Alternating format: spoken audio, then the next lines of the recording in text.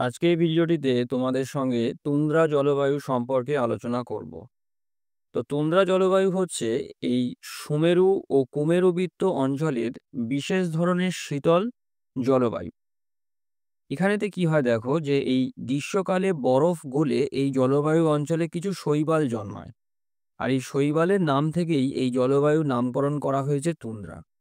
মানে তুন্দ্রা জলবায়ু আমাদের পৃথিবীর যে দুটো মেরু অঞ্চল আছে, সুমেরু এবং কুমেরু, সেই মেরু অঞ্চলকে কেন্দ্র করে যে সুমেরু বৃত্ত এবং কুমেরু বৃত্ত অঞ্চল তৈরি হয়েছে, সেই অঞ্চলেতে অত্যন্ত শীতল একটি জলবায়ু হচ্ছে এই তুন্দ্রা জলবায়ু। আর এই তুন্দ্রা জলবায়ুর যে নামটি, এই নামটি এই তুন্দ্রা জলবায়ু অঞ্চলেতে জন্মানো কিছু শৈবালের নাম থেকে হয়েছে। এবার দেখে নেওয়া যাক যে এই জলবায়ু অঞ্চলটা এই সুমেরু এবং কুমেরুর কোন জায়গাতে অবস্থান করছে, মানে কোন কোন দেশ আছে যে সমস্ত দেশেতে এই জলবায়ুটা দেখতে পাওয়া যায়। তো দেখো, এখানেতে এই জলবায়ুর অবস্থানেতে যেটা বলছে যে এই সুমেরু বৃত্ত ও কুমেরু বৃত্তের নিকটবর্তী, হ্যাঁ, উত্তর আমেরিকার, কানাডার উত্তরাংশ, আলাস্কা, ইউরেশিয়ার উত্তরাংশ। অর্থাৎ ইউরেশিয়া বলতে যেটা বোঝায় ইউরোপ এবং এশিয়া দুটো মহাদেশের অংশ নিয়ে একসঙ্গে বলা হয় হচ্ছে ইউরেশিয়া। তো এই ইউরেশিয়ার উত্তরাংশ অর্থাৎ ইউরোপ মহাদেশেরও উত্তরাংশ এবং এশিয়া মহাদেশেরও উত্তর অংশেতে এই জলবায়ু দেখা যায়। দেখো, ইউরোপ মহাদেশেতে এই নরওয়ে, সুইডেন, ফিনল্যান্ড, এই দেশগুলোতে এই জলবায়ু লক্ষ্য করা যায়। এবং গ্রিনল্যান্ডেতে সংকীর্ণ উপকূল অংশে এই জলবায়ু রয়েছে।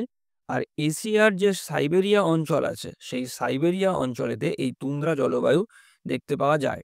আর দক্ষিণ গোলার্ধের এই যে অ্যান্টার্কটিকা আছে, এই অ্যান্টার্কটিকা মানে মহাদেশেতে এই জলবায়ু দেখতে পাওয়া যায়।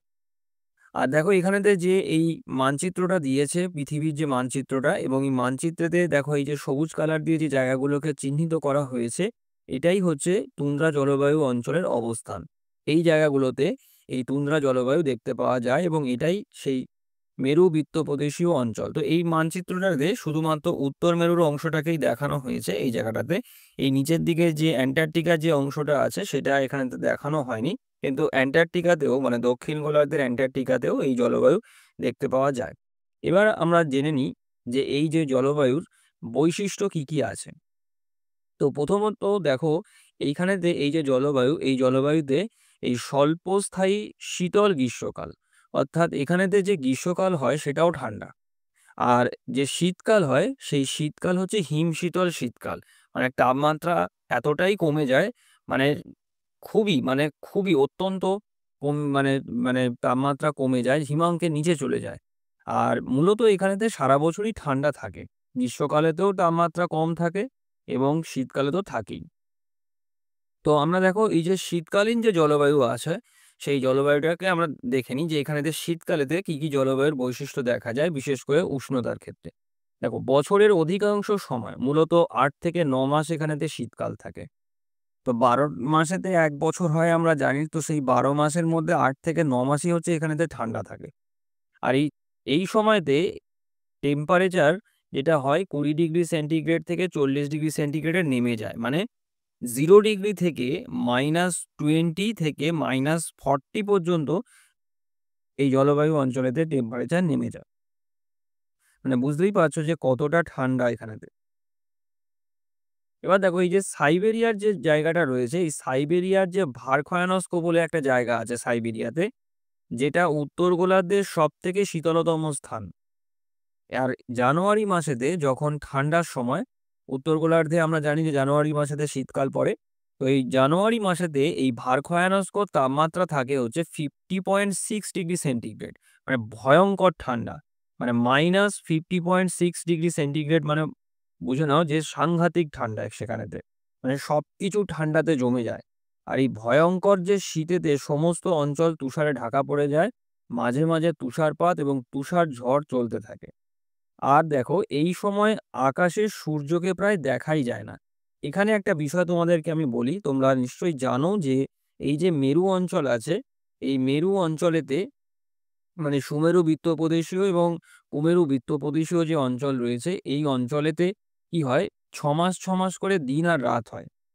মানে যখন সুমেরু বৃত্তপ্রদেশীয় অঞ্চলেতে যখন একটানা 6 মাস দিন হয়, তখন কুমেরুবৃত্ত প্রদেশীয় মূলত অ্যান্টার্কটিকাতে 6 মাস রাত হয়। আবার এর উল্টোটা হয়, যখন অ্যান্টার্কটিকায় দিন হয় তখন সুমেরু অঞ্চলেতে তখন রাত হয়। তো মূলত যখন সুমেরু অঞ্চলেতে যখন শীতকাল হয়, সেই শীতকালের সময়তে রাত থাকে এবং এই রাতের সময়তে আকাশেতে সূর্যকে দেখাই তো যায় না, আর একটানা অন্ধকার থাকে এবং রাতের এই মাঝে মাঝে ২-৩ ঘন্টার জন্য এই ম্লান রামধনু রঙের মতন আলো দেখা যায়, যেটাকে আমরা মেরুপ্রভা বলি। মানে সুমেরু এবং কুমেরুতে যখন টানা রাত চলে, সেই সময়তে কিছুক্ষণের জন্যে মানে ২-৩ ঘন্টার জন্যে এই রাতের যে আকাশেতে সেখানেতে এই সুমেরু এবং কুমেরু প্রভা মানে যেটাকে আমরা মেরু জ্যোতি বলি, সেই মেরু জ্যোতি দেখতে পাওয়া যায়। এবার দেখো গ্রীষ্মকালে কি কি বৈশিষ্ট্য দেখা যায় জলবায়ুর। দেখো ২ সপ্তাহব্যাপী বসন্তের পর তুন্দ্রা অঞ্চলেতে ২ থেকে ৩ মাসের জন্য স্বল্পস্থায়ী গ্রীষ্মকাল আসে। অর্থাৎ শীতকালের পরেতে মাত্র ২ থেকে ৩ সপ্তাহ জন্যে বসন্তকাল এখানেতে দেখা যায় এবং তারপরেতে গ্রীষ্মকাল হয়। তবে এই সময় দেখো, এই সময় গড় তাপমাত্রা হয় 10 ডিগ্রি সেন্টিগ্রেড। মানে আমরা যারা উষ্ণ অঞ্চলের মানুষ, সেই উষ্ণ অঞ্চলের মানুষদের কাছে 10 ডিগ্রি সেন্টিগ্রেড তাপমাত্রা মানে আমরা শীতে কাঁপবো। তো যারা আরকি এই সুমেরু অঞ্চলেতে যারা বসবাস করে এই তুন্দ্রা জলবায়ু অঞ্চলেতে, তাদের গ্রীষ্মকাল মানে মানে মাইনাসের থেকে তাপমাত্রাটা বেড়ে 10 ডিগ্রি সেন্টিগ্রেডে দাঁড়ায়। মানে ঠান্ডা। তো যেটা শুরুতেই বললাম যে এখানকার জলবায়ু কিন্তু ঠান্ডা। গ্রীষ্মকালেতে ঠান্ডাটা একটু কম থাকে আর শীতকালেতে ভয়ানক ঠান্ডা থাকে। এবার দেখো এই সময় আকাশে সূর্য খুব অল্প সময়ের জন্য অস্ত যায়। একটানা 22 থেকে 23 ঘন্টা দিনের আলো থাকলেও তীর্যক সূর্যরশ্মির জন্য উষ্ণতা বেশি বাড়তে পারে না। মূলত এই সুমেরু অঞ্চলেতে যখন গ্রীষ্মকাল আসে তখন সেই 6 মাস মানে যে শীতের সময় যে 6 মাস যে রাতের সময়টা, সেই সময়টাকে পার করে দিনের আলো আসে। তবে দিন এখানেতে আমাদের এখানকার মতন দিনের মতন নয়। রৌদ্রোজ্জ্বল এরকম দিন কিন্তু নয়। সেখানেতে মানে সবসময় সূর্যকে এই দিগন্ত রেখার কাছাকাছি দেখতে পাওয়া যায়, যে কারণেতে মানে সূর্যের যে আলো, সেই আলো অত্যন্ত তীর্যকভাবে এই সূর্যরশ্মি পড়ে এবং যে কারণেতে উষ্ণতাও খুব বেশি বাড়তে পারে না গ্রীষ্মকালেতে। তো এই হচ্ছে তুন্দ্রা জলবায়ু অঞ্চলের শীতকালীন এবং গ্রীষ্মকালীন যে জলবায়ুর যে বৈশিষ্ট্য সেইটা। এবারেতে আমরা এর পরের যে পৃষ্ঠাটা আছে সেই পৃষ্ঠাতে আমরা দেখব যে তারপরেতে দেখো এখানেতে এটা বলেছে, দেখো যে এই যে নরওয়ের উত্তরে হ্যামারফেস্ট বন্দরের আশপাশে স্থানীয় সময় অনুযায়ী গভীর রাতেও আকাশে সূর্য দেখা যায়। এই অঞ্চলকে নিশীথ সূর্যের দেশ বলে। তো নরওয়ে বলে ইউরোপ মহাদেশের যে দেশটা আছে, এই নরওয়ে দেশটা একদম সুমেরু বৃত্ত প্রদেশীয় অঞ্চলের মধ্যে অবস্থান করে। তো যখন এখানেতে রাত হয়, মানে মূলত কি হয় দেখো, এই যে আহ, গভীর রাতেও আকাশে সূর্য দেখা যায়। মানে এই ব্যাপারটা হচ্ছে যে নরওয়েকে এই নিশীথ সূর্যের দেশ বলে। এবার যখন ধরো এই রাতের আকাশে সূর্য দেখার ব্যাপারটা হচ্ছে যে যখন এই সুমেরুবৃত্ত প্রদেশীয় অঞ্চলেতে যখন 6 মাস দিন হয়, যখন ঠিক আছে, যখন দিনের সময়টা যখন আসে, সেই সময়তে কি হয় আমাদের ঘড়ির হিসেবে ধরলে মানে 12 ঘন্টা যদি আমরা দিন ধরি, 24 ঘন্টায় তো একটা দিন, তো 12 ঘন্টায় দিন হয় আর 12 ঘন্টা রাত হয়, এটা হচ্ছে হিসেব। তো এখানে যে কি হয় দেখো, যখন টানা যখন দিন হয়, প্রায় 6 মাস টানা দিন যখন হয়, যখন সূর্যকে মোটামুটি দিগন্তের কাছে দেখতে পাওয়া যায়, সেই সময়তে ঘড়ির হিসেবেতে দেখা যাচ্ছে যে রাত, কিন্তু তখনও হচ্ছে সূর্যকে ওই দিগন্ততে দেখতে পাওয়া যাচ্ছে।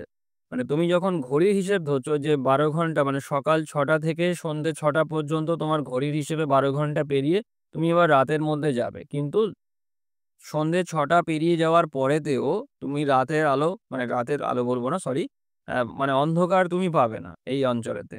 তার কারণটা হচ্ছে যে তখনও আকাশে সূর্য থাকে, কারণ 6 মাস তো টানা দিন থাকবে না, সেই জন্য হচ্ছে ঘড়ির হিসেবেতে সন্ধে হয়ে গেলেও তখনও হচ্ছে রাতের আকাশেতে সূর্য থাকবে, অর্থাৎ দিগন্ততে সূর্যকে দেখতে পাওয়া যাবে।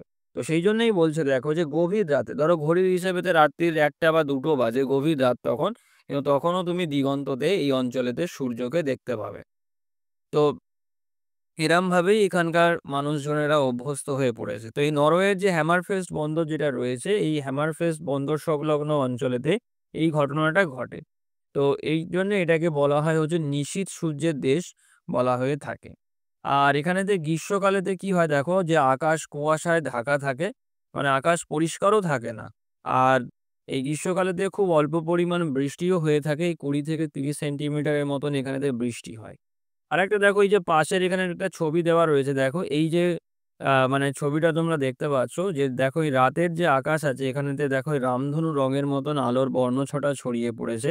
সেখানেতে তোমরা দেখতে পাচ্ছ যে এই যে এইটাকেই বলা হয় যে মেরু জ্যোতি বা মেরু প্রভা। আর সবথেকে তোমাদের ভালো হয় তোমরা যদি ইউটিউবেতে তোমরা এই মেরু জ্যোতি বলে যদি তোমরা যদি সার্চ দাও, তাহলে দেখবে যে ইউটিউবেতে এরকম অনেক ভিডিও আছে যেখানেতে তোমরা লাইভ তোমরা মানে একদম দেখতে পাবে ভিডিওর মাধ্যমেতে যে কিভাবে এই মেরু জ্যোতিটা হয় আরকি। খুব সুন্দর লাগে দেখতে। আমি তোমাদের সবাইকেই বলব যে তোমরা ইউটিউবেতে একবার এই মেরু জ্যোতির সার্চ দিয়ে তোমরা এই অভূতপূর্ব দৃশ্যটা একবার দেখো। আচ্ছা, এরপরেতে দেখো যে এইখানেতে যে সমস্ত জীববৈচিত্র্য দেখতে পাওয়া যায় সেটা এবার একটু দেখে নিই। দেখো স্বাভাবিক উদ্ভিদের মধ্যে কি রয়েছে দেখো যে বছরের বেশিরভাগ সময় তাপমাত্রা হিমাঙ্কের নিচে থাকায় এই অঞ্চলে কোনো বড় গাছ জন্মায় না। স্বাভাবিক তো বরফ মানে বরফে পুরো জমে যায়। তো যে কারণে বড় গাছ এখানেতে হয় না। মূলত কি হয় এখানেতে এই লাইকেন, মস বা বিভিন্ন ফুলের যে গাছ যেগুলো আছে, এই সমস্ত গাছগুলো এখানেতে জন্মায়। মূলত গুল্ম জাতি, বেশি উঁচু হয় না, অল্প উঁচু মানে গাছ এখানেতে জন্মায়। আর এখানেতে যে প্রাণীদের মধ্যে যেটা দেখা যায় দেখো এখানেতে বিভিন্ন যে প্রাণী রয়েছে যেমন তিমি রয়েছে, মেরু শৃগাল আছে, ভাল্লুক আছে, ক্যারিবু আছে। এই সমস্ত প্রাণী এখানেতে দেখতে পাওয়া যায়। এবারেতে দেখো আসি হচ্ছে আর্থসামাজিক পরিবেশ এবং জীবনযাত্রাতে আসি। যে এখানকার যে সমস্ত মানুষজন যারা থাকে তারা কিভাবে এখানেতে বেঁচে থাকে। তো দেখো অধিবাসীদের যে জীবনযাত্রা, দেখো অত্যন্ত প্রতিকূল জলবায়ু, কষ্টকর জীবনযাত্রার জন্য তুন্দ্রা অঞ্চল জনবিরল। এখানেতে মানুষ বেশি থাকে না। কারণ এই অত্যন্ত ঠান্ডা সহ্য করে থাকা এবং এই প্রতিকূল জলবায়ুর সঙ্গে ক্রমাগত লড়াই করে বেঁচে থাকা, সংগ্রাম করে বেঁচে থাকা সবার পক্ষে সম্ভব নয়। একমাত্র এখানেতে আদিম অধিবাসীরা প্রকৃতির সঙ্গে সংগ্রাম করে বেঁচে থাকে। যারা এই অঞ্চলের মানে একদম অতি প্রাচীনকাল থেকে যারা এই জলবায়ুর সঙ্গে অভ্যস্ত হয়ে পড়েছে এই অঞ্চলেতে, তারাই একমাত্র এখানে টিকে থাকে।